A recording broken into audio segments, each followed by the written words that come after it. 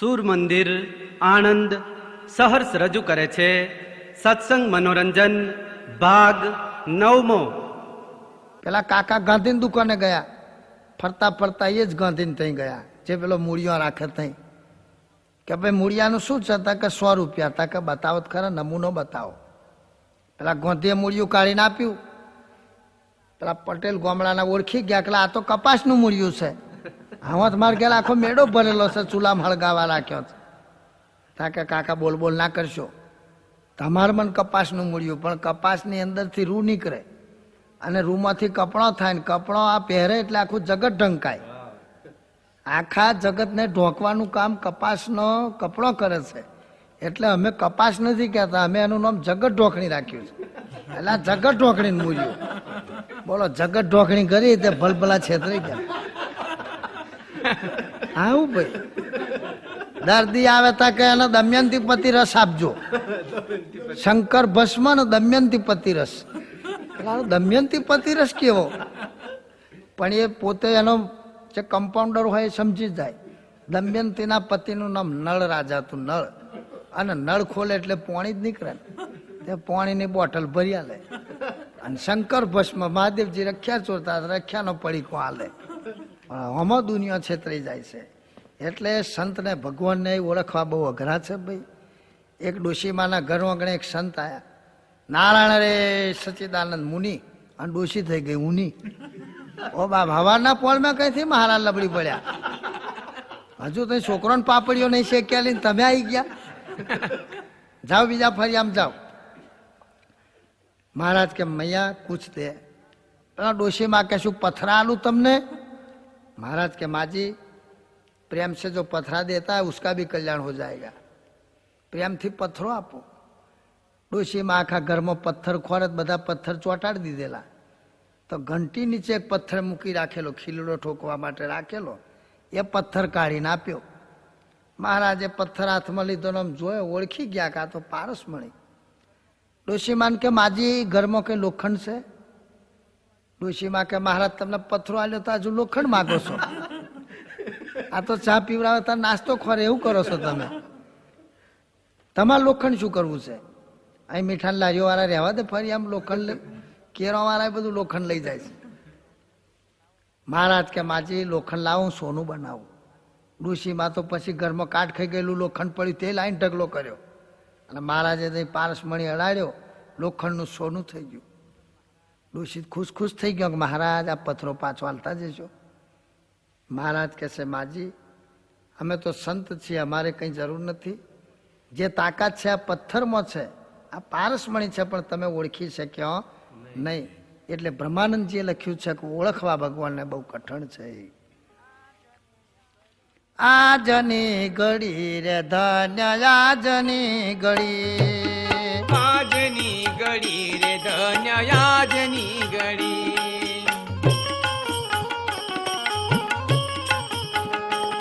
મેં નિરખ્યા સહજાનંદ ધન્ય આજની ઘડી.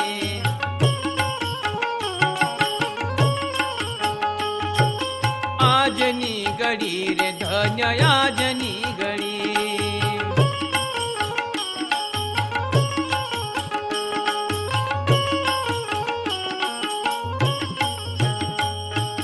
જીવની બુદ્ધિ જાણી ના શકે એ મોટી અડી.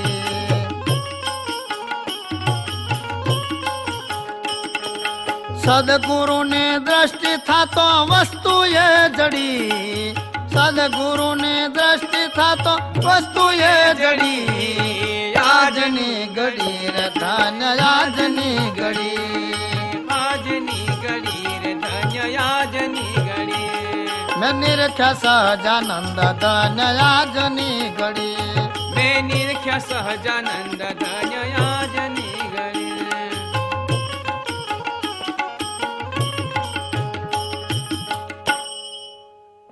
તો જ્યારે ભગવાનને સંત ઓળખાય ત્યારે ધન્ય ઘડી. વીરસદની અંદર શિખરબંધ મંદિર બનાવનાર જ્ઞાન સ્વામી નાવલી ગામમાં ગયેલા. તો એક પટેલના ખેતરની અંદર એક વીઘાનો આંબો, પણ આંબા ઉપર કેરી ના થાય. પેલા પટેલ કહે છે કે સ્વામીજી આ આંબા ઉછેરવા મેં ઘણી મહેનત કરી પણ એની ઉપર ફળ થતો નથી. જ્ઞાન સ્વામી કે કંઈ ચિંતા ના કરશો. પ્રભુને સંકલ્પ કરીને ઓબાના મૂળમાં પાણી રેડ્યું. ઓબાને કહ્યું છે કે તું ફળ આપજે, તારો ફળ પરમાત્મા જમશે તો 84 લાખ અવતારમાંથી તારી મુક્તિ થશે. એ જ્ઞાન સ્વામીએ પટેલને કહ્યું કે ઓબા ઉપર જેટલી કેરી થાય એની અંદરથી અડધી કેરી તમે દેવ મંદિરમાં પ્રસાદ માટે આપજો. સંતો વચન આપીને ચાલ્યા ગયા. ઓબાએ સંતનું વચન માન્યું. ભાઈ એ ઓબાની ઉપર મોર આવ્યો ને સોમણ કેરી થઈ. સોમણ કેરી નીચે ઉતારી ઓબા ઉપરથી અને 10 કેરીની ઠેલી ભરી અને એ પટેલે વિરસદ મંદિરમાં મોકલી. સ્વામીએ પેલા નોકર જે કેરી લઈને આવ્યો અને જમાડ્યો. પછી પૂછ્યું ભાઈ આ કેરી કઈથી આવી? તો કે નાવલી ગામથી આવ્યો છું. ઓબા ઉપર કેટલી કેરી થયેલી? તો કે છે સોમણ થયેલી. તો આટલી જ કેમ મોકલી? તા કે પટેલ એવું કહેતા કે મંદિરમાં તો ઘણા લોકો આલી જાય, હા કેરીઓ પડી પડી બગડી જાય.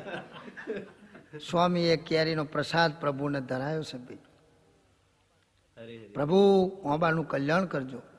તે ઓબો ઊભો સુકાઈ ગયો, એના આત્માનું કલ્યાણ કર્યું. પેલા પટેલ પછી આવ્યા તઈ કે સ્વામી મારી ભૂલ થઈ ગઈ. સ્વામી કહે છે ઓબો ફર્યો પણ તું અવરો ફર્યો. કેરી તો ના બગડે પણ તારું મન બગડ્યું, બુદ્ધિ બગડી. એટલે જ્યારે પરમાત્મા આપણને કંઈક વસ્તુ આપે ને ત્યારે માણસનું મન સંકોચિત થઈ જાય છે. પણ જેટલી દિલની ઉદારતાથી વ્યક્તિ સેવા કરે તો પરમાત્મા રાજી થાય છે. એટલે સમય પ્રમાણે સેવા કરી લેવી, સમય ઓળખી લેવો. સમય વગરનું જ્ઞાન પણ નકામું છે. એક પંડિતે એના છોકરાને સંસ્કૃત ભણાવેલું.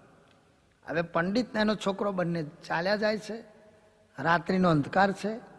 કોઈ કૂવો ખોદેલો, એ કૂવાની અંદર પેલા પંડિતજી પડી ગયા. એટલે પેલો છોકરો ત્યાં ઊભો ઊભો પોતાના પિતાને કાઢવા માટે લોકોને બોલાવીને બૂમો પાડીને કે છે કૂપે પતિતસ્ય મમ પિતા બહિની સારય, કૂપે પતિતસ્ય મમ પિતા બહિની સારય, એમ સંસ્કૃતમાં બોલ બોલ કરે. તે ગામડાને ગુજરાતી ભણેલાને શું સમજણ પડે? ત્યાં આવીને લોકો જતા રહે પણ કોઈ કાઢવા મદદ કરી નહીં. પેલો બાપ અંદર મરી ગયો. તો આવું સાથી બન્યું, સમજ્યા નહીં. એક વખત ગામડાના 3 છોકરાઓ મુંબઈ ભણવા ગયેલા, ફરવા ગયા. ત્યાંથી ફરીને પાછા આવ્યા તો 3 શબ્દ શીખી લાવેલા અંગ્રેજીના. તે આખો દિવસ ગામમાં બોલ્યા કરે, વો yes, I M, we are. આ 3 શબ્દ શીખેલા. એમાં તો મોટા ઇંગ્લિશના ખો થઈ ગયા. આખા ગામમાં સોરો પાડી દે કે જો અમે ઇંગ્લિશ ભણીને આવ્યા. રોજ આવું બોલ્યા કરે. પણ ઓછું ભણેલાની ઘણી વખત મુશ્કેલી થઈ જતી હોય છે. એ ગામની અંદર એક ફોજદાર આવ્યા. કંઈક ચોરીનો ગુનો બનેલો એટલે ફોજદાર આવ્યા. ફોજદાર ઇંગ્લિશમાં બોલે એટલે ગામના મુખીને કોઈને સમજણ ના પડે. તાકેલા આપણા ગામનો પેલો જગો, દીપો ને ભોપો, આ 3 મુંબઈ ભણીને આવ્યા છે, એમને બોલાવો કે છે એ જવાબ આપશે. એટલે દીપાભાઈને ભોપાભાઈને જગાભાઈને બોલાયા કે ચા સાહેબ ઇંગ્લિશમાં વાત કરે એની સાથે વાત કરો.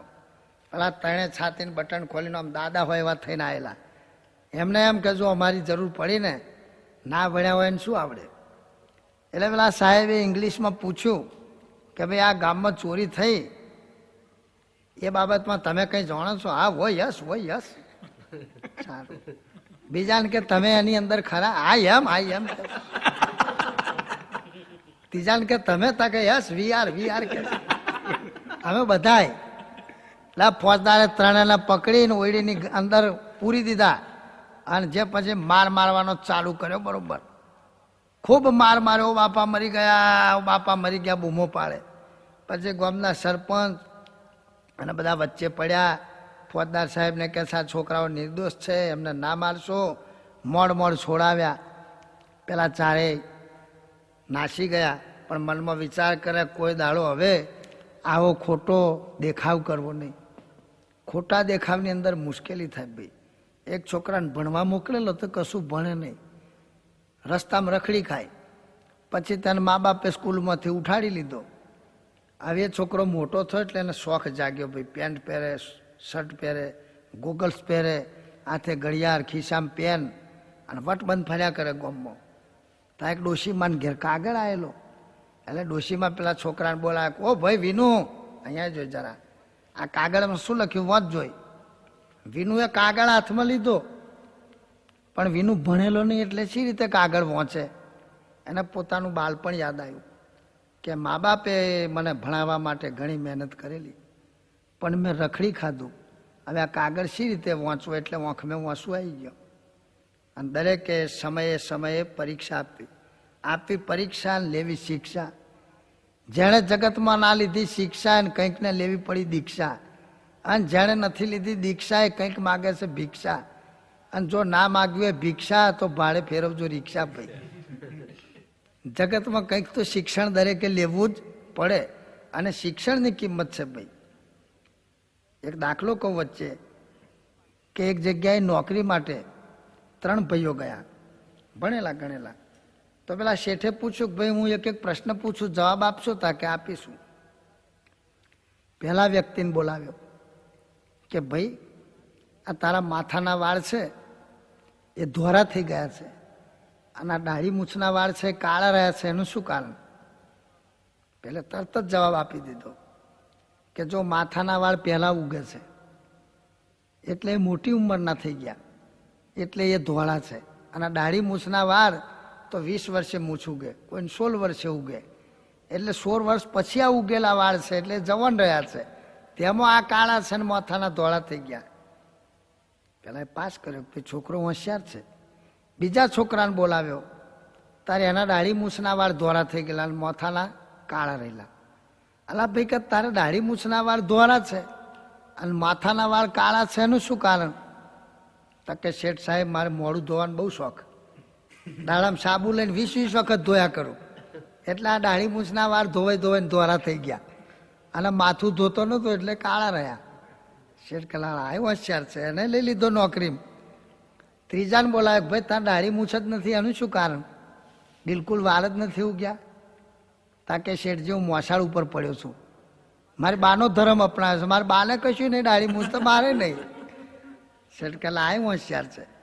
એટલે હંમેશા કોઈ બી વિદ્યા હોય તો એ માણસ પૂંજાય. ભાઈ એક જગ્યાએ 4 માણસો નોકરી ખોરવા ગયેલા. રાજા કહે ભાઈ તમને શું વિદ્યા આવડે? તા એક કે છે હું ખાઈ જાણું, બીજો કે છે હું પી જાણું, ત્રીજો કે છે હું સુઈ જાણું, ચોથો કે હું મનાવી જાણું. પગાર શું લેવાનું? હતા કે મહિને 5000. શેઠને તો એટલે ચારેની પરીક્ષા જ કરવી પડે. તો જે કહેતો તો હું ખાઈ જાણું, એના માટે સુંદર મજાનો બિરંજ બનાવ્યો.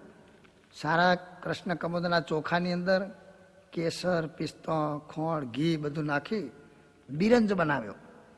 એને બિરંજ ખાવા બેસાડ્યો, તે એક જ દાણો બિરંજ મોઢામાં મૂક્યો અને એને ઉલટી થઈ ગઈ. અરે કે એની અંદર તો મરેલું ઊંટ ગંધ થાય છે. રાજાએ તપાસ કરાય, એટલે આની અંદર ઊંટની ગંધ કઈથી આવે? તો કે તમે તપાસ કરો, આ જે ચોખા છે એ જે ખેતરમાં ડોંગર પાકી છે એ ખેતરમાં તમે તપાસ કરાવો. રાજાએ તપાસ કરાવી તો જે ખેતરમાંથી આ ડોંગર પાકેલી એ ખેતરના માલિકને પૂછ્યું કે ભાઈ આ ખેતરમાં કોઈ ઊંટ ડાબેલું? તા કે મારા બાપના બાપ કહેતા હતા કંઈથી જે વણઝારા જતા અને એમનું ઊંટ મરી ગયેલું ત્યાં ખેતરમાં દાટેલું, એટલે ખેતરનું નામ ઊંટવાળું ખેતર.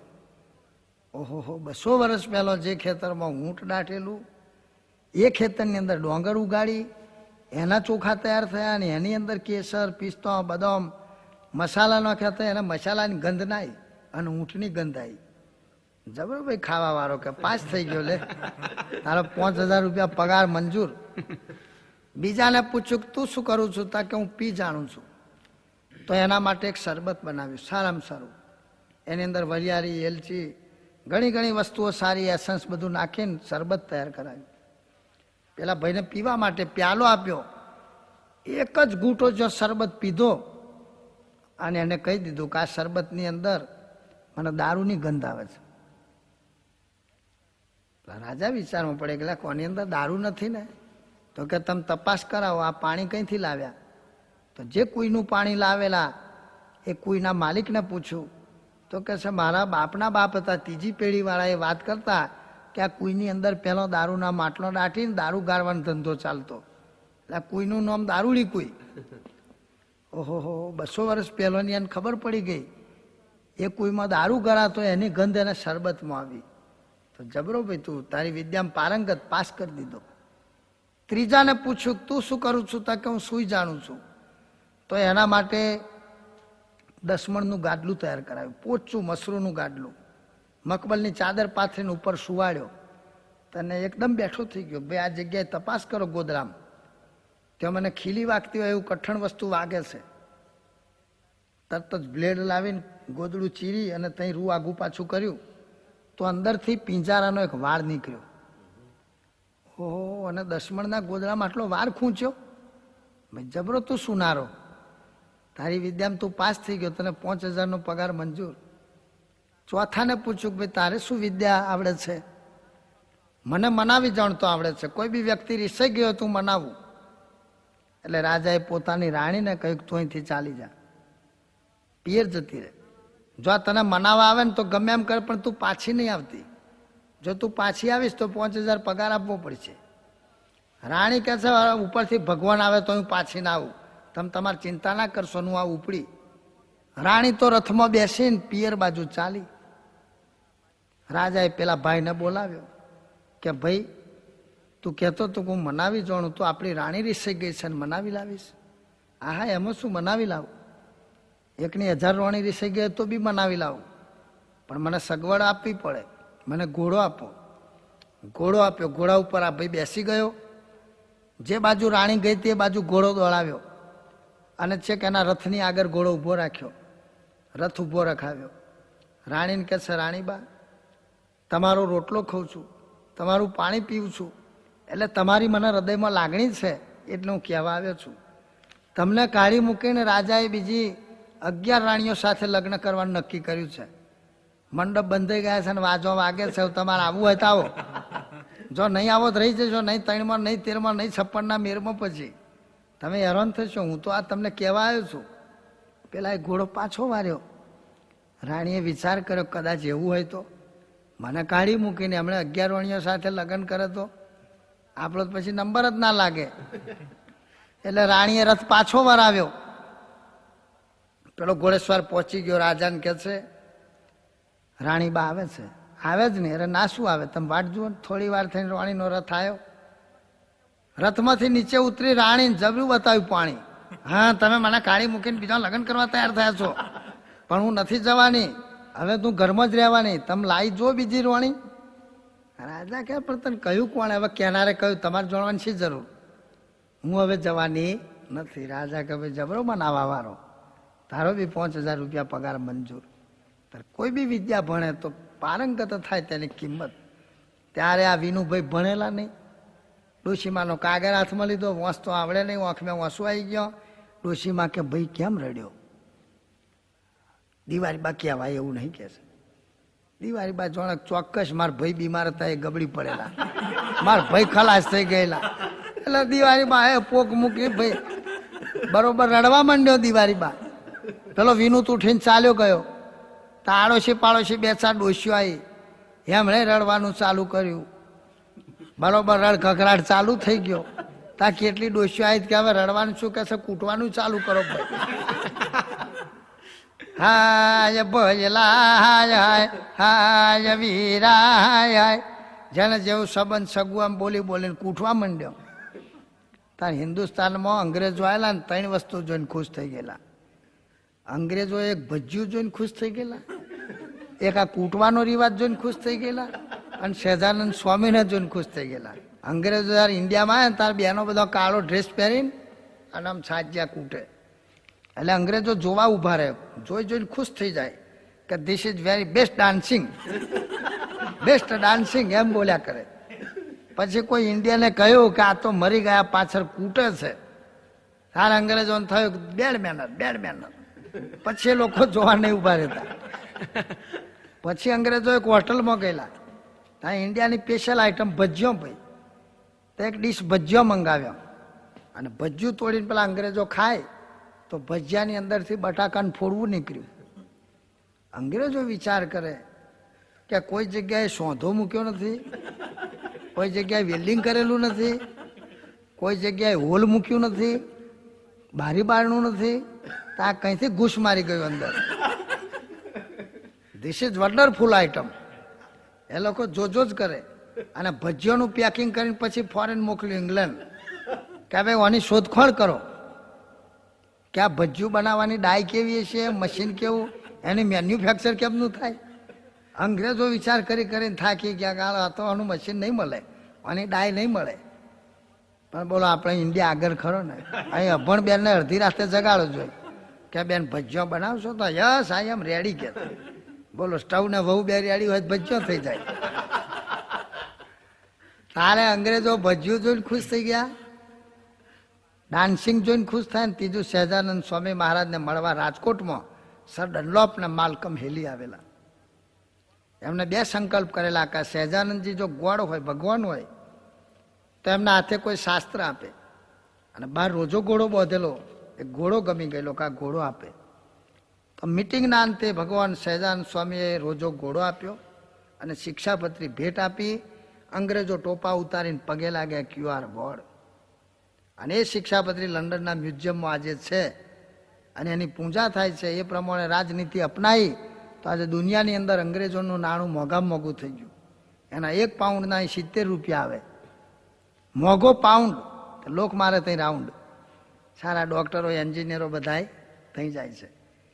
ત્યારે પેલા વિનુભાઈ પૂરું ભણેલા નહીં તે રડ્યા.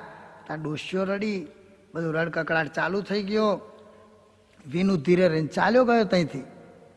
ત્યારે ફળિયાની અંદર એક ગુજરાતી સ્કૂલનો બેન મકાન ભાડે રાખીને રહે. એ સવિતાબેન સ્કૂલમાંથી આવ્યો. દિવાળી બા કેમ રડો છો? કે આ કાગળ આવ્યો છે એટલે રડું છું. પેલા સવિતાબેને કાગળ વાંચ્યો કે દિવાળી બેનને માલુમ થાય કે હવે મારી તબિયત સારી થઈ ગઈ છે, કોઈ જાતની ચિંતા કરશો નહીં, બધો ખાઈ પીને મજા કરજો, ટાઈમ મળે તો તમે મને મળવા માટે વડોદરા આવજો. દિવાળી બેનને કહે છે આ તો ખુશ ખબરનો કાગળ છે. તો તમે રડવા કેમ લાગ્યો? તા કે વિનુ રડ્યો એટલે હું રડી. વિનુ એવું બોલ્યો કહેવાય એવું નથી. એટલે અમને એમ કે ચોક્કસ મારા ભાઈ મરી ગયેલા. બોલાવો વિનુને. વિનુને બોલાવે ભાઈ વિનુ તો તું કેમ રડ્યો? તા કે માજી હું તો ભણ્યો નતો, એ મને યાદ આવ્યું એટલે રડ્યો. તા ખિસ્સામાં પેન રાખું છું, ઘડિયાળ રાખું છું, ચશ્મા રાખું, ગોગલ્સ. તા કે શોખનો રાખું છું. ડોશી ક્યાં ભર્યું દેવતા મેલે તારા શોખને મુવા વિન્યા તું રડ્યો ને અમને રડાયો. ત્યારે ભણે નહીં એની આ દશા થાય ભાઈ જીવનમાં. એટલે સમજણ રાખવી પડે. એક મસ્જિદની અંદર બધા મુસ્લિમ ભાઈઓ નમાજ પડવા માટે ઊભા રહેલા. એમનો મુલ્લોજી નમાજ પઢાવે. તારે આગળવાળો જે રીતે અમારા ઊંચા કરીને નમાજ પડે એવી જ રીતે પાછળવાળાને નમાજ પડવાની. ત્યાં મેં આગળવાળાને ધાધર થયેલી તે ભાઈ હાથ ઊંચો કર્યો પણ આમ પાછળ વલુરવા, હાથ પાછળ લઈ જઈને કેળે વલુર ત્યારે એની કોણી પાછળવાળાને વાગી. એટલે પાછળવાળો જોણે કોણી મારવાનો વિધિ હશે. એટલે એણે પાછળવાળાને કોણી મારી, એણે વળી એના પાછળવાળાને કોણી મારી. તે છેલ્લો માણસ હુકલો ઉભો રહેલો ગબડી પડ્યો અને એનો ધક્કો મુલ્લાજીને વાગ્યો, મુલ્લાજી પડ્યા. તોફાન ક્યું કરતે હો? નમાજ પढ़ने के इसमें तूफान करते हो. तारे छेल्लो वालो बोलियो कि भाई कोनी मारने का रिवाज तो आगे से चलाया है, आगे वाले ने मुझे कोनी मारा, मैंने तुझे मारा. तारे आવું કેટલીક વખત લોલે લોલ બધું જગતમાં ચાલ્યું જાય એની ઉપાધિ થતી હોય છે. એક ગામમાં કુંભાર તે પંચાયતનું પાણી ભરવા જાય, કાયમ 2 માટલા ભરી આવે. એને ગધાડો રાખેલો, એનું નામ રોડોજી રાખેલું, રોડોજી. હવે એક દિવસ આ ગધાડો બીમાર થયો, મરી ગયો. કુંભારને ગધાડો બહુ વાલો, એટલે ગધાડાના વિયોગમાં આ કુંભારે દાઢી મૂછો બધું કઢાઈ નાખ્યું, હુંવાળો કરાયો. પછી કુંભાર તો પાણી ભરવા ગયો. તલાટી કે છે કે તમે દાઢી મૂછો કેમ કઢાય? તા કે તમે તલાટી થઈને જાણતા નથી? રોડોજી મરી ગયા આપણા. તલાટી જાણે કે આ રોડોજી કોઈક મોટા સાહેબ હશે.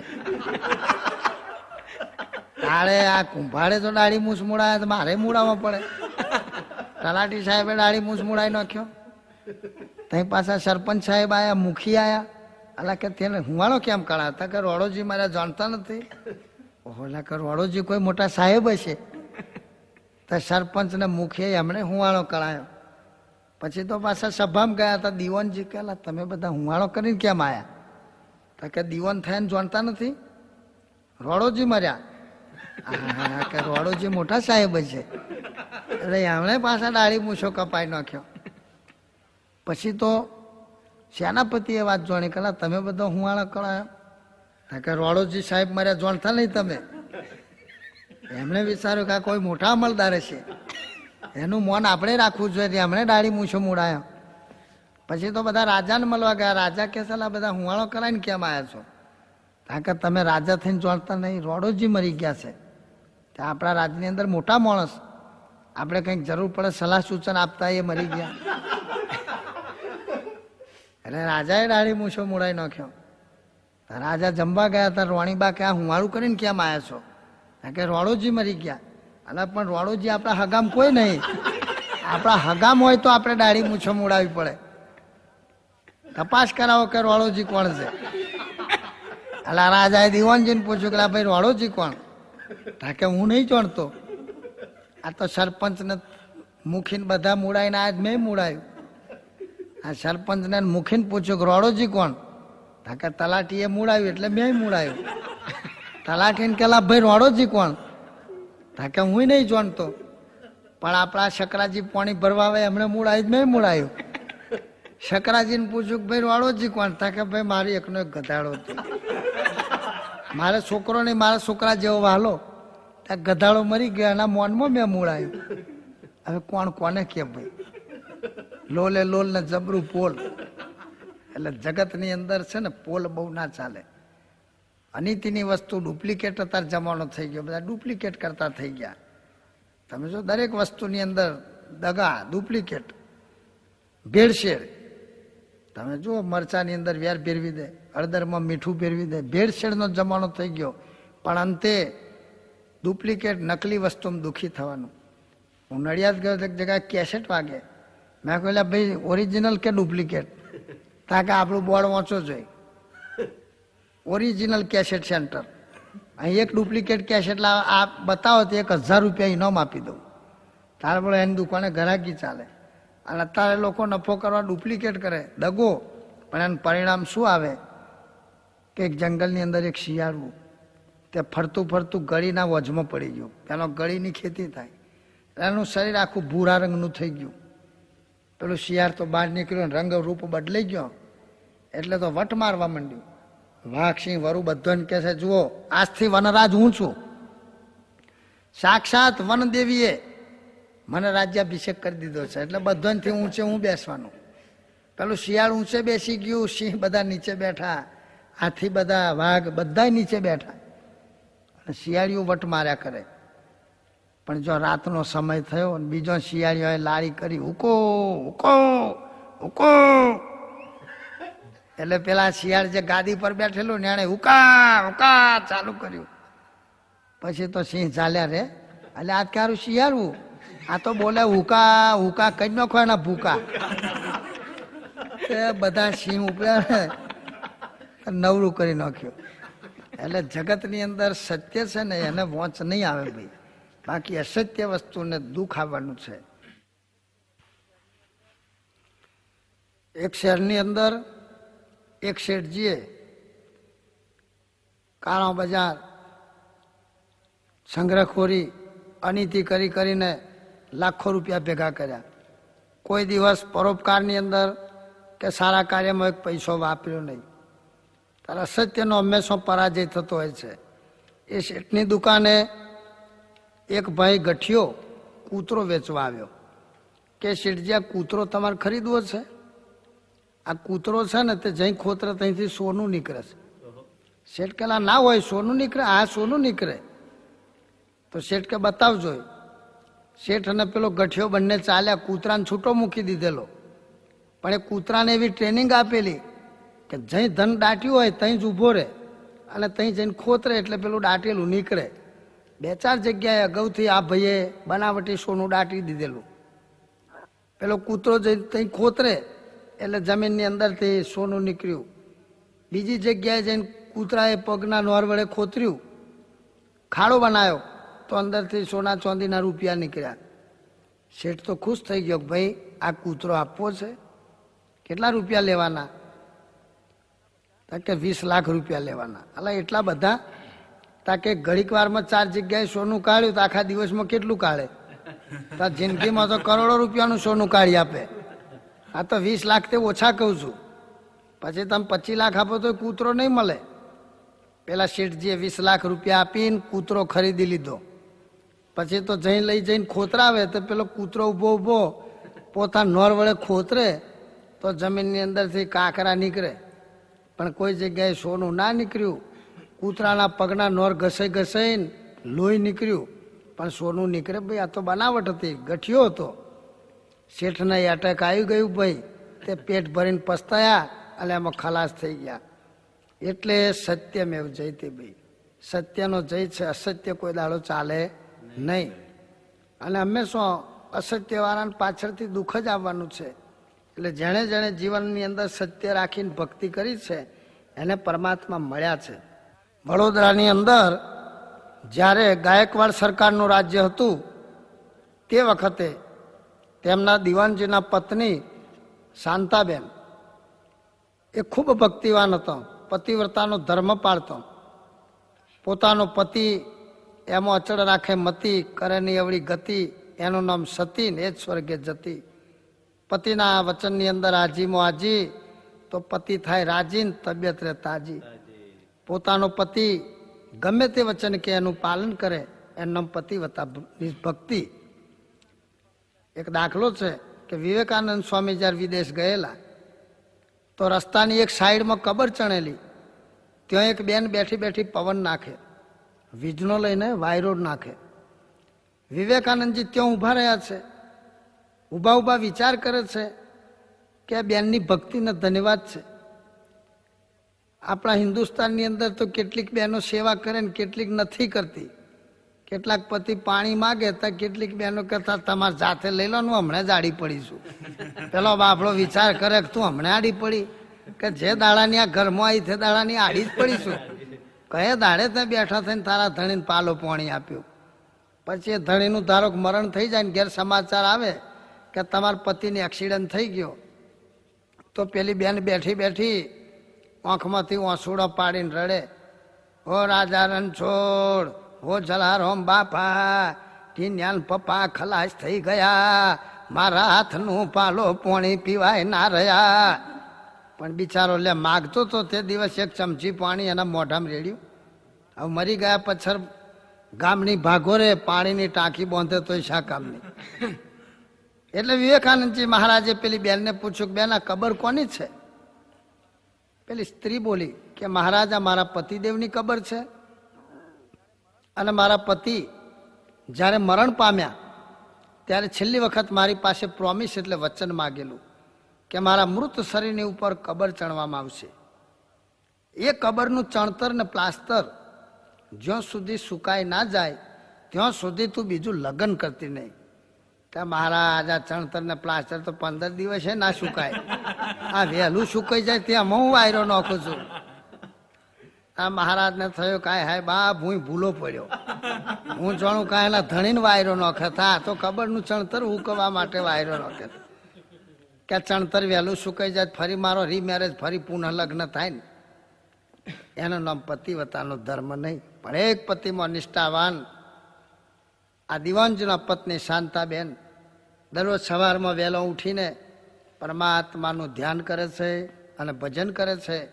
પરમાત્માનો એવો રાજીપો કે એમને સુંદર મૂર્તિનો દર્શન થતો. જોઈ મૂર્તિ મનોહર તારી, માવારે મારા નૈણા લોભાણા.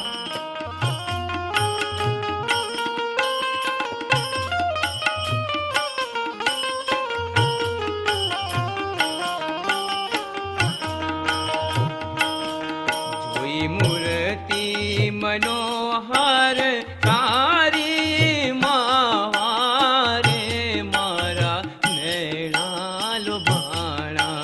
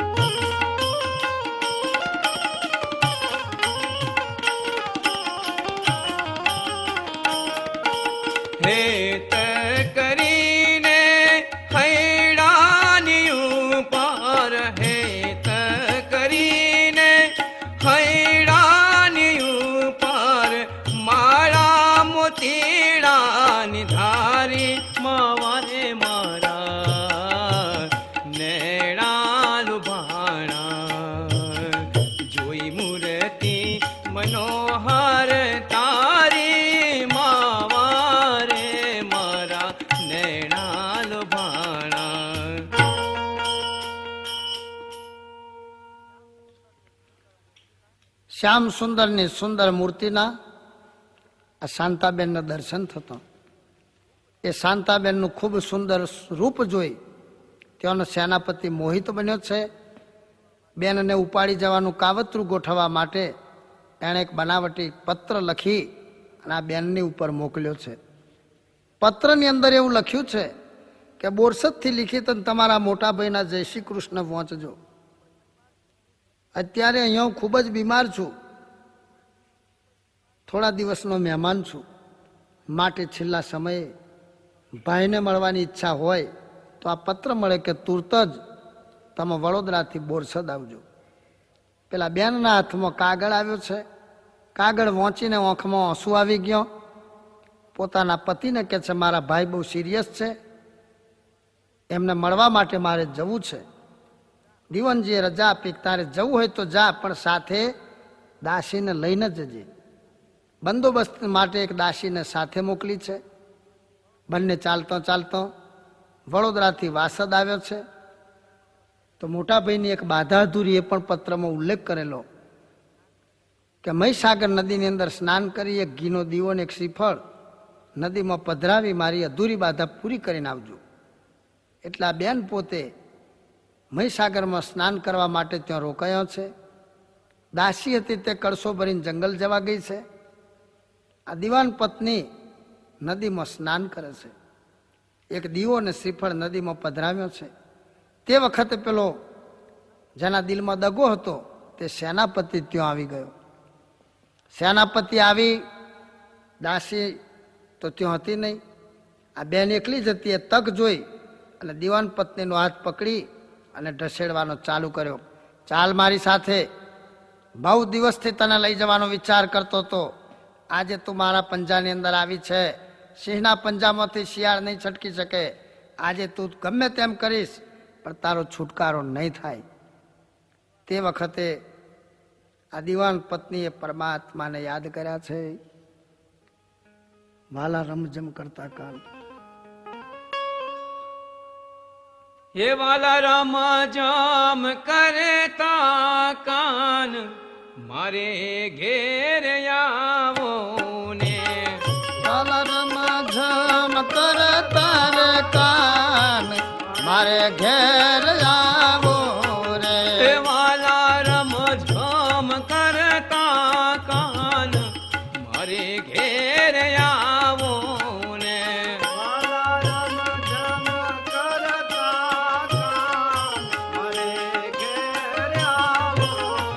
હે મારા પૂરા કરવા કોણ હસીને બોલાવો ને.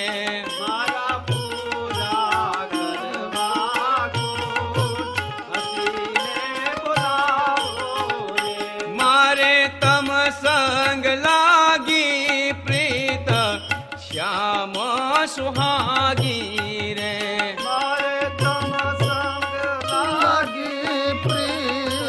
શ્યામ સુહાગી રે.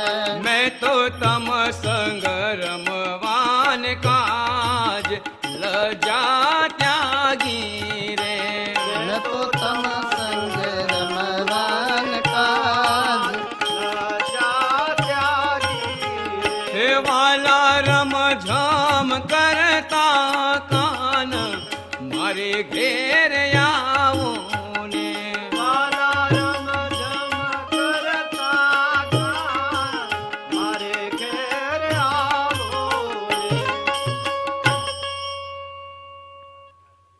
શાંતા દેવીએ પ્રાર્થના કરી છે કે વાલા અબળા ઉપર મહેર કરજો મોરારી.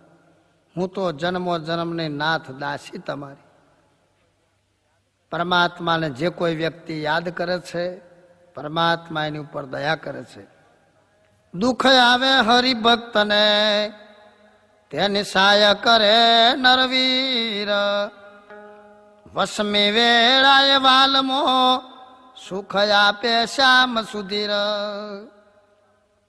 શ્યામ સુંદરનું ટૂંકામાં ટૂંકું નામ છે પ્રભુ. પ્ર એટલે પ્રગટ અને ભૂ એટલે ભૂમિ. આ ભૂમિ ઉપર એના ભક્તને જ્યારે જ્યારે દુઃખ આવ્યો છે ત્યારે ગમે સ્વરૂપ લઈને પરમાત્મા પ્રગટ થયા છે, એનો રક્ષણ કર્યો છે. પ્રહલાદજી માટે ધગધગતા સ્તંભમાંથી નૃસિંહ રૂપે પ્રગટ થયા. એ જ પ્રભુ આ શાંતાબેનને બચાવવા માટે મહીસાગર નદીના અગાધ પાણીની અંદર મગર રૂપે પ્રગટ થયા. એ મગરે પોતાનું મોં બહાર કાઢી અને સેનાપતિનો પગ પોતાના મુખની અંદર પકડી લીધો છે. સેનાપતિના હાથમાંથી શાંતાબેનનો હાથ છૂટી ગયો. સેનાપતિ હવે બૂમો પાડે છે, બચાવો બચાવો બચાવો. કોણ ભાઈ, તાર કાકો બચાવે?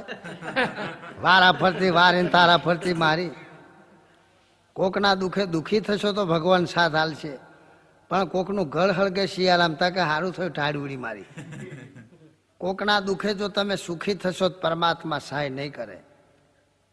એટલે દીવાનજી ની પત્નીને જેણે દુઃખ આપ્યું છે એ સેનાપતિની ઉપર જ દુઃખ આવ્યું.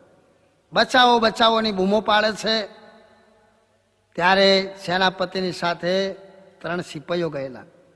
એ 3 સિપાઈઓ, ચોથો સેનાપતિ, 400 રૂપિયાનો કોથરો ભરીને ગયેલા આ બેનને લલચાવવા માટે. પણ પતિવ્રતા સ્ત્રી કોઈ પદાર્થથી લોભાતી નથી, એણે રૂપિયાનો પણ મોહ નહીં કરેલો. તો 3 સિપાઈઓ જે બહાર બેઠા છે એમાંથી એક સિપાહીએ દોટ મૂકી સેનાપતિનો હાથ પકડી નદીની અંદરથી બહાર ખેંચે છે. પેલો મગર અંદર ખેંચે છે. તો દુનિયાની અંદર પરમાત્માની આગળ કોઈનું જોર ચાલતું નથી. એક ગામમાં હું ગયેલો તો એના સરપંચ કહે છે, મહેન્દ્રભાઈ આ ગામમાં મારું જ ચાલે. મેં કહ્યું, યાર સરપંચ સાહેબ, દુનિયામાં ભગવાનનું ચાલે. ના ના યાર, કે મારું ચાલે, ભગવાનનું ના ચાલે. પછી તો મેં એમને ધન્યવાદ આપ્યા. કંઈ નહીં, તમને ધન્યવાદ છે જો તમારું ચાલતું હોય તો. પણ રાત્રે જાહેર ચોકમાં કાર્યક્રમ રાખેલો, સરપંચ પણ સાંભળવા આવેલા. ત્યારે એક બાજુ ગધાડ ઊભું ભૂંક્યા કરે, પ્રોગ્રામમાં દખલ થાય. એટલે સરપંચને સ્ટેજ આગળ બોલાવીને એમના કાનમાં મેં કહ્યું કે સરપંચ સાહેબ, આ ગધાડાનું ઓર્ડર કરો ને ભૂખતું બંધ થઈ જાય. યાર એ તો મારો ઓર્ડર ના મોને. હા શું તો સાથી કાઢીને ફરો છો કે આ ગામમાં મારું ચાલે મારું ચાલે. આ ગામની ગધાડી તમારું મોનતી નહીં. તારે સરપંચને થયો કે નહીં ભાઈ, આખી દુનિયામાં ભગવાનનું ચાલે. એક ઘેર જમવા ગયેલો તો ઘરનો બેન કે ભગત જમજો બરોબર દબાઈને. આ ઘરમાં કે મારું જ ચાલે, મારા સાસુનું ના ચાલે, મારા સસરાનું ના ચાલે, મારા જેઠનું ના ચાલે, મારા દિયરનું ના ચાલે, એમનું ના ચાલે. કે એ શું લાયા? પછી મેં હાથ જોડીને કહ્યું કે બેન, એ શું લાવ્યા? તમારા હાથ પકડીને તમને લાયા ઘરમાં. જો તમને પરણી ના લાવ્યા તો તમારું ઘરમાં ચાલવાનું હતું. માટે છોનમાનો ગરમી કર્યા વગર પતિની સેવા કરો, પ્રભુ રાજી થાય. બેનને સમજણ પડે, એક વાત કરી. એટલે દુનિયામાં ભગવાનનું ચાલે ભાઈ. તમે જો ગેસનો ફૂલકો હાથમાંથી છૂટી જાય તો હજારો લોકો જોયા કરે કે એ જાય જાઓ ને થાય લઈ આવો. એક ફૂલકો લેવા જવાય જ કોઈથી? ઉત્તરાયણનો દિવસ આવે ત્યારે જોજો, લોકો પતંગો ચડાવે છે, કોઈ પાવલા ચડાવે ને કોઈ નાની નાની ફૂદી ચડાવે. અને જો પેચિંગ થાય ને કપાઈ ગઈ ફૂદી તો એની પાછળ 25 ઝંડાવાળા મરે કૂદી. એ મોટા મોટા ઝંડા લઈને પછી લૂંટારા દોટ મૂકે. પણ પવન બહુ આવે ને તો પેલી પતંગ ઊંચી ચડી જાય આકાશમાં તો પેલા લૂંટારા ઢીલા થઈને પાછા આવેલા. પાછા કેમ આવ્યા? કારણ કે પતંગ ઊંચી ચડી ગઈ. તમારે નિહેંડે મૂકીને પાછળ જવું હતું ને. પણ યાદ રાખો કે 10-15 પૈસાની પતંગમાં જો આપણું જોર નથી ચાલતું તો જ્યારે આપણો જીવ નીકળી જશે ત્યારે કોઈનું જોર ચાલવાનું નથી. એ તારે એક દિન મરવું પડશે, એ તારે એક દિન મરવું પડશે, કે જોર તારું નહીં ચાલે રે, કે જોર તારું નહીં ચાલે જીવલડા, કે જોર તારું નહીં ચાલે રે, કે જોર તારો નહીં ચાલે જીવલડા.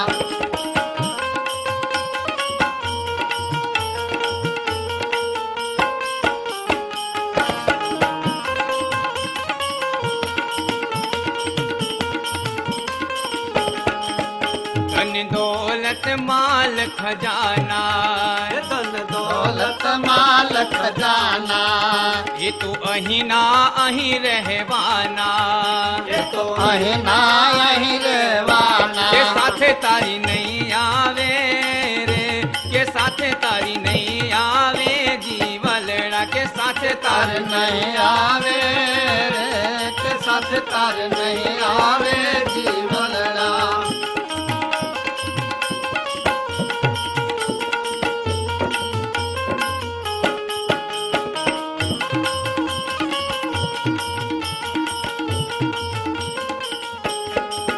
તું તો ઊંચા મેલ ચણાવે તું તો ઊંચા મેલ ચણાવે જીવનની બાજ લગાવે જીવનની બાજ લગાવે કે તોય એ તો પડવાના રે કે તોય એ તો પડવાના જીવલડા કે તોય એ એ તો પડવાના રે એ તો પડવાના જીવનડા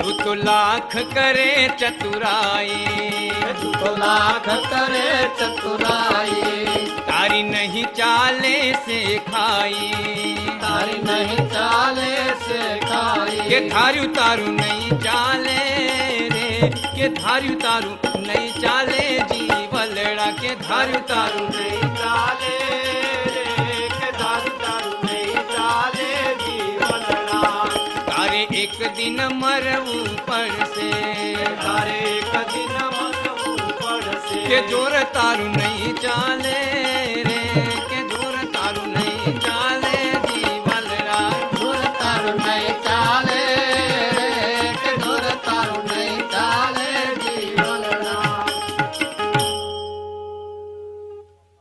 તો મગરના રૂપમાં પરમાત્મા આવેલા છે એના જોરની આગળ કોઈનું જોર ના ચાલે પેલો સિપાહી અને સેનાપતિ બંને મગરની શક્તિથી નદીના પાણીની અંદર ડૂબી ગયા છે બંનેનો મરણ થઈ ગયો હવે જે 400 રૂપિયાની કોથળી બહાર પડી છે એ 400 રૂપિયા માટે પેલા જે બે સિપાહીઓ બહાર બાકી રહ્યા છે એ ઝઘડી પડ્યા એક કહે છે આ રૂપિયા હું લઈ લઉં બીજો કહે છે બેસી રહ્યા એ રૂપિયા તો મારા છે જો આ થડાડે તો મારનો ભૂખ્યો નહીં રહું પેલો કે હવે બેસી રહે જોયું છે હવે તારી હિંમત કેટલી છે બંને અંદરો અંદર ઝઘડ્યા ભાઈ અને સ્વામી બંને ગોળીબાર કર્યા બંને ડરી પડ્યા 400 રૂપિયા તૈના તઈ રહી ગયા અને બંને મરણ પામ્યા એવા સમયમાં પેલી દાસી જે જંગલ જવા ગયેલી એ કળશો લઈને પાછી આવી દિવાન પત્ની શાંતાબેન દાસીને કહે છે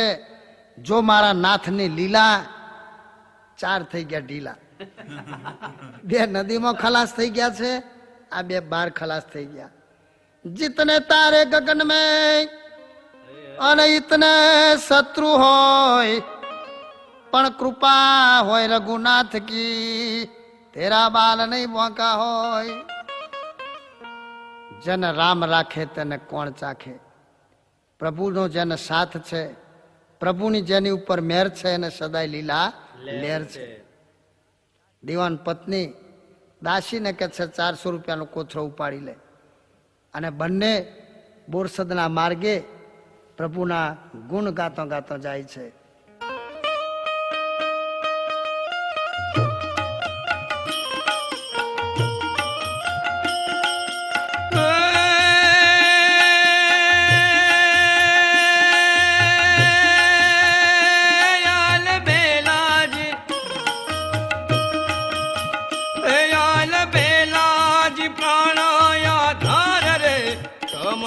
પરવારી રે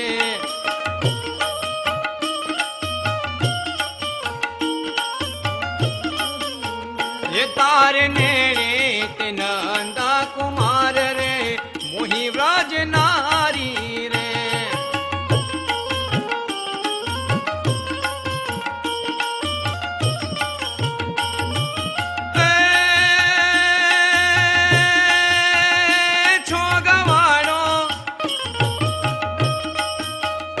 છો ગવાડો મનોહર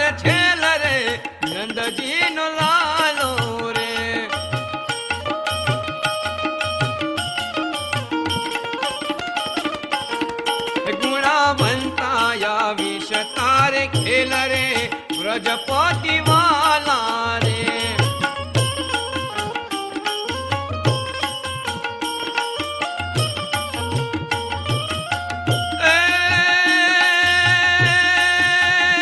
मीठा बोला ये मीठा बोला रंगीला रे मावरे लाग्यो छे नेड़ो रे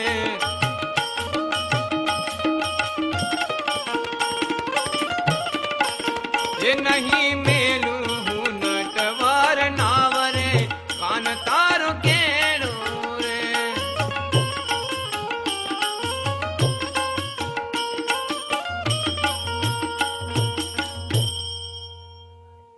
શાંતાબેન અને દાસી વાલાને યાદ કરતો કરતો બોરસદ પહોંચી ગયો છે.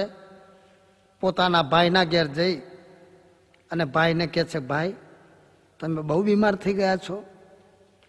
ભાઈ બોલ્યા, બેન હું તો સાજો સમો છું, કોણે તને કહ્યું કે હું બીમાર છું? બેન પેલો કાગળ બતાવે છે કે ભાઈ આ કાગળ આવ્યો છે ને. ભાઈએ કાગળ વાંચ્યો, બેન આ અક્ષરો મારા નથી, આ તો કોઈ બીજાનો લખેલો કાગળ છે.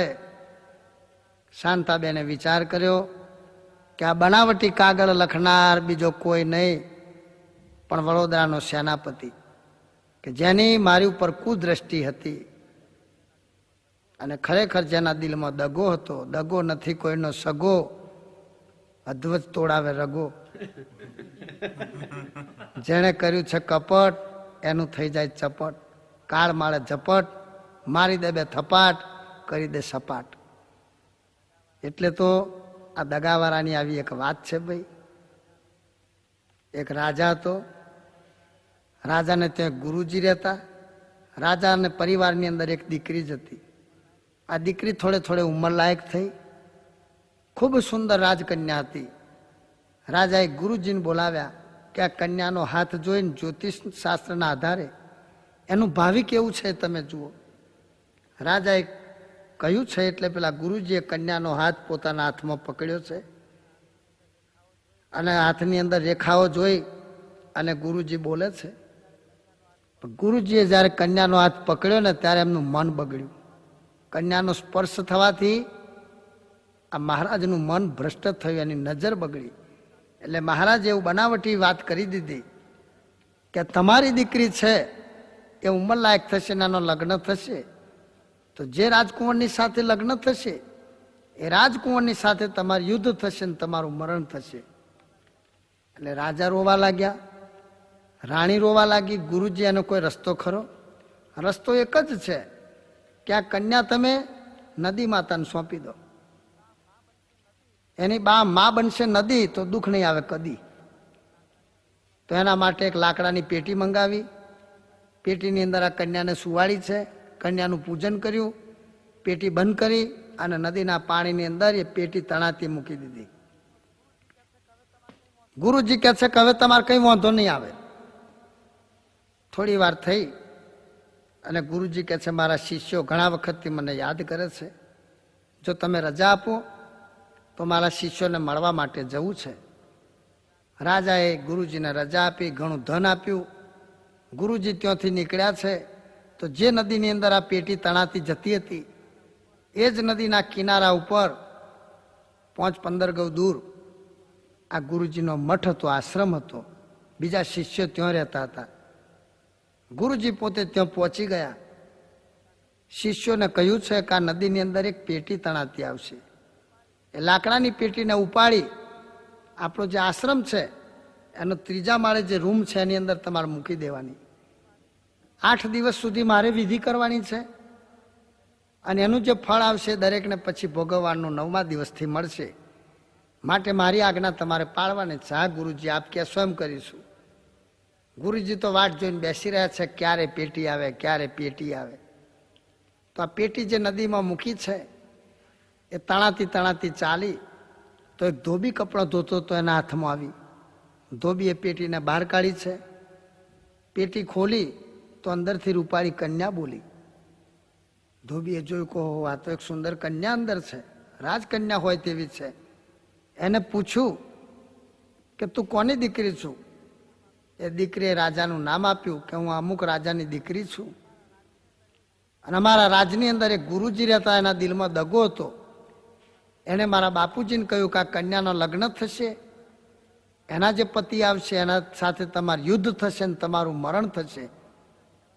એટલે ગુરુજીના કહેવાથી મારા બાપે પેટીમાં સુવાડી નદીમાં તણાતી મૂકી દીધી.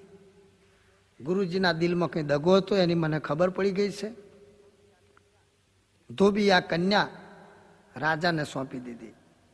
રાજાએ કહ્યું કે દીકરા તું ચિંતા ના કરીશ, પોતાની બેટી હોય તે રીતે રાખી અને કોઈ સારા રાજકુંવર સાથે એનો લગ્ન પણ કરાવી દીધો. રાજાએ પછી વિચાર્યું કે આવા ઢોંગી ગુરુને કંઈક સજા થવી જોઈએ. તે પેટીની અંદર જંગલમાંથી એક રીંછ પકડી મંગાવી અને પેટીમાં પૂરી દીધું. પેટીને લોક કરી અને નદીમાં તણાથી મૂકી દીધી. આ પેટી તણાતી તણાતી બાવાજીના આશ્રમની નજીક આવી છે. બાવાજીના એના શિષ્યો પેટી આવશે એવી આશાથી ત્યાં ઊભા રહ્યા છે. પેટી તણાતી જાય છે રે ભાઈ, પેટી તણાતી જાય છે.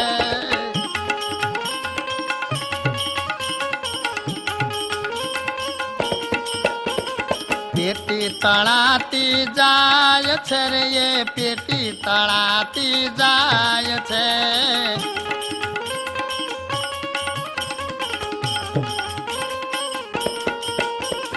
બાવાને આનંદ થાય છે ભાઈ, પેટી તણાતી જાય છે.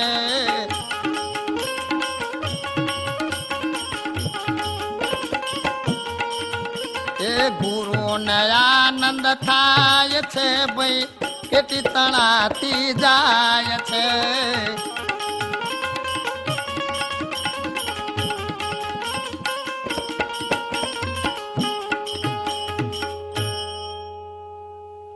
પેટી તણાતી તણાતી નદીના પાણીની અંદર ચાલી જાય છે.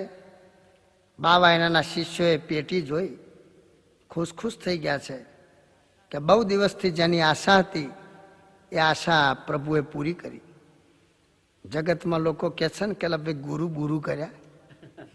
ગુરુની પાછળ ગુરુ શબ્દ કેમ આવે છે? લગભગ ઘણા ગુરુ જ પોતાના શિષ્યોનું ગુરુ કરતા હોય છે. એટલે જ કહ્યું છે કે ડોબું લેવું દોઈને ને ગુરુ કરવા જોઈને. ડોબાની અંદર 3 જાત આવે છે, ભેંસ, ડોબું ને કોંદું. સારામાં સારી ક્વોલિટીની જે ભેંસ હોય એને ભેંસ કહે.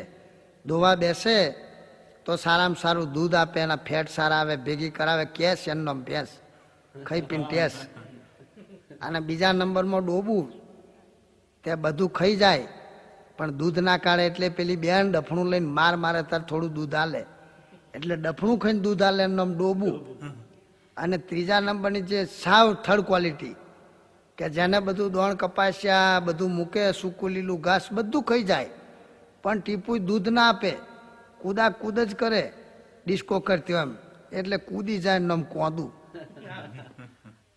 એટલે ગુરુ પણ એવા હોય છે. કેટલાક ગુરુ પોતાના શિષ્યોનું ભલું કરે છે. સારા જે ગુરુ હોય એક મળે ગુરુ જ નહીં થવા દે ગુરુ. એક દાખલો કહું તમને કે ગરીબ માણસ લાકડો વેચવા નીકળેલો, તો લાકડાનું બજાર બેસી ગયેલું એટલે એણે ભાવ ઓછો કરી દીધો. 200 રૂપિયા ભાવ હતો પણ એક ગાડું ભરેલો લાકડાનો 100 રૂપિયા જ કિંમત રાખી કે ચાલો 100 રૂપિયા લાકડાનું ગાડું, 100 રૂપિયા લાકડાનું ગાડું. એક વણિયો બહુ હોશિયાર, તે ચોપડામાં લખાવી દીધું 100 રૂપિયા લાકડાનું ગાડું આપ્યું છે. પેલા ગાળાવાળાની સહી કરાવી લીધી. પછી લાકડાનું ગાડું બધું લઈ લીધું, ભાઈ બળદ છોડીને ચાલ્યો જા. પેલો ગરીબ માણસ કહે છે શેઠ તો દયા રાખો, તમને 100 રૂપિયામાં 200 રૂપિયાનો લાકડો આપ્યો પણ ગાડું લઈ લેવાનું. તાકે અંદર લખાઈ ગયું છે કે 100 રૂપિયામાં લાકડાનું ગાડું આપ્યું. પેલો બિચારો ગરીબ માણસ ઉદાસ થઈને ચાલ્યો. તાર રસ્તામાં એક સદગુરુ જતા હતા. આ ભાઈ અમને પગે લાગ્યો. ગુરુજી બોલ્યા कि बेटा उदास क्या है, मन में उदासीनता क्यों है तेरे मन में? પેલો ગરીબ માણસ કહે છે ગુરુજી આ વણિયાએ મારું ગાડું લાકડો બધું લઈ લીધું છે 100 રૂપિયામાં અને મને ગાડું પાછું નથી આપતો.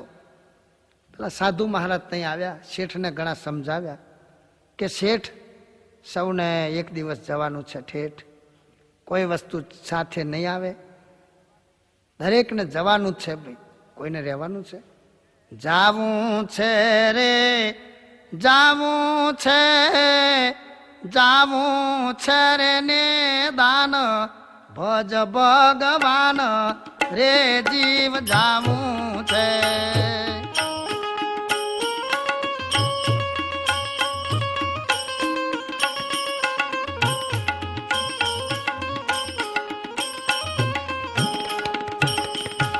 જાવું છે રે જાવું છે રેવાનું છે રે કાચું માનીલ સાચું રે જીવ જાવું છે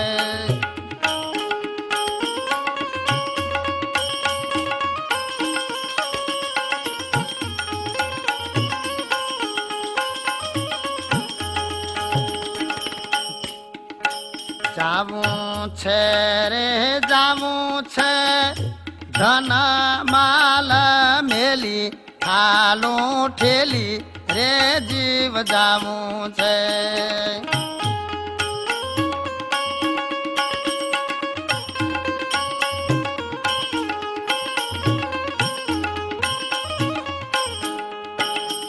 જાવું છે રે જાવું છે આવું તન ત્યાગી જોને જાગી રે જીવ જાવું છે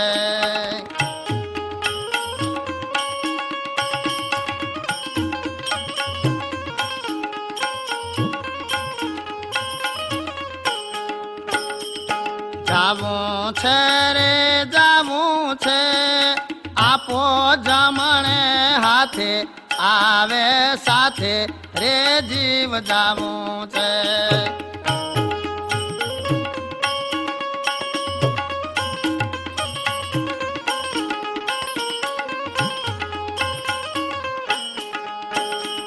જાવું છે રે જાવું છે કહેર નિષ્કુળાનંદ ભજ ગોવિંદ રે જીવ જાવું છે